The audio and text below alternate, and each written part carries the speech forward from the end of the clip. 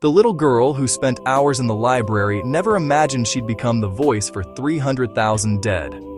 Iris Chang grew up hearing whispers. Her grandparents had fled China in 1937, just before Japanese troops invaded Nanking. They spoke in hushed tones about the horror that followed: mass murder, torture, unthinkable cruelty. But when young Iris searched her local library, she found nothing. No books, no records, no mention of what happened to those people. It was as if they had died twice, once in 1937, again in silence. Iris was the quiet kid who devoured books. Born to professor parents in Princeton, she moved to Illinois as a child. While other kids played outside, she stacked library books to her chin and carried them home. She was brilliant. At university, she wrote for the New York Times while still a student. By 23, she had her first book deal. But those whispered stories from her grandparents never left her. In 1995, she decided to write about what the world had forgotten. She had no idea it would consume her life. For 2 years, she traveled across 3 countries. She sat with elderly survivors who wept as they remembered. She read diaries that described unspeakable acts. She stared at photographs that showed humanity at its absolute worst. What she discovered broke her heart. On December 13, 1937, Japanese soldiers entered Nanking. For 6 weeks, they unleashed hell. They murdered 300,000 civilians and unarmed soldiers. They raped 80,000 women. They bayoneted babies for sport. They held killing contests to see who could murder more people.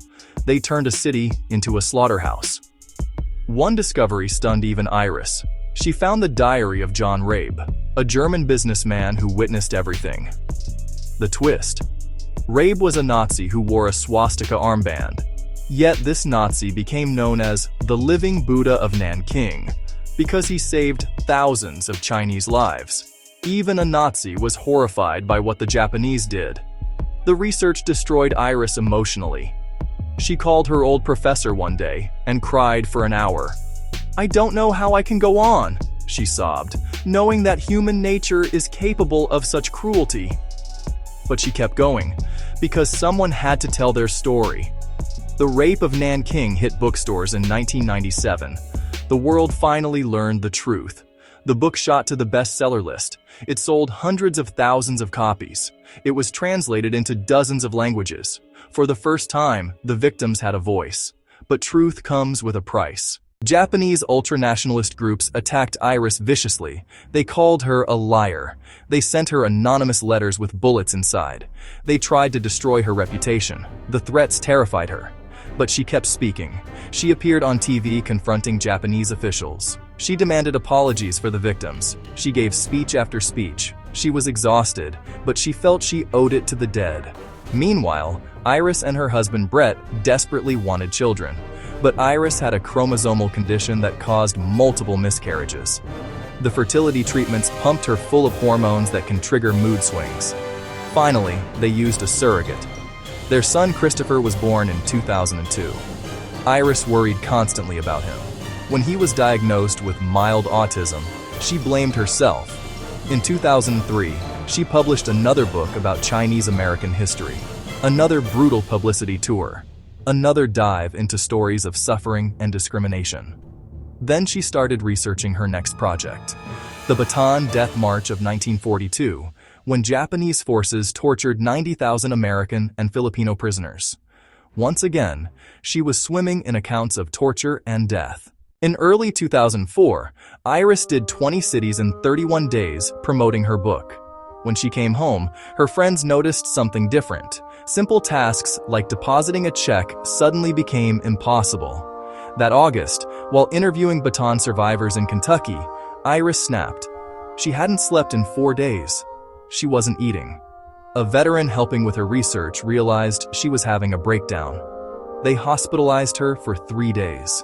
Doctors diagnosed reactive psychosis and loaded her with medications. Then they sent her home. Back in California, she got worse. The medications made her paranoid. She was convinced the government was watching her.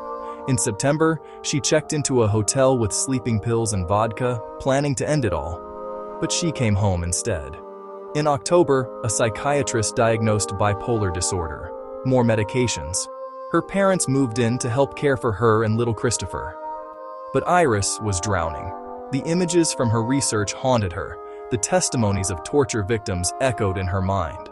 The weight of 300,000 dead civilians crushed her soul. She had given voice to the forgotten, but now she couldn't forget either. On November 8, 2004, Iris wrote 3 suicide notes. She dated them all the same day, as if she'd been planning this for a while. In one note, she wrote, "I promise to get up and get out of the house every morning." Even as she planned her death, she was trying to fight the depression. The next morning, her husband woke to find her gone. He immediately called police. At 9:15 a.m., a water district employee was driving on a quiet road south of Los Gatos. He saw a car parked on the shoulder. The driver looked asleep. He banged on the hood to wake them. When he peered inside, he saw Iris in the driver's seat. A revolver lay on her leg. Blood covered her clothes. She had been dead for 2 hours. In the back seat, a teddy bear sat in Christopher's car seat. Iris Chang was 36 years old. Her little boy was just 2. Over 600 people attended her funeral. At the same time, survivors in China held a memorial service at the Nanjing Massacre Memorial Hall. Today, there's a bronze statue of Iris there. China built an entire memorial hall in her honor. San Jose named a park after her. Her mother later wrote a book defending Iris, questioning whether the psychiatric medications pushed her over the edge. Others believe she suffered from undiagnosed bipolar disorder that was worsened by everything she endured. What's certain is this: Iris Chang sacrificed her peace of mind to give voice to the voiceless. She forced the world to remember what powerful people wanted forgotten. She documented history's darkest chapters so they could never be erased.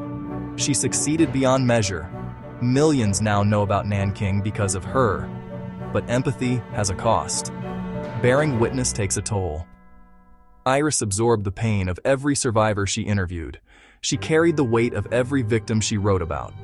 As Holocaust survivor Elie Wiesel once said, "To forget a Holocaust is to kill twice." Iris made sure the Nanking victims would not be forgotten. But in saving them from dying twice, she couldn't save herself from the memories that consumed her. On that quiet California roadside, her suffering ended. But her legacy lives on. Because of her courage, 300,000 forgotten souls finally have their story told. Her son Christopher was too young to remember his mother. But because of her sacrifice, the world will remember Nanking forever.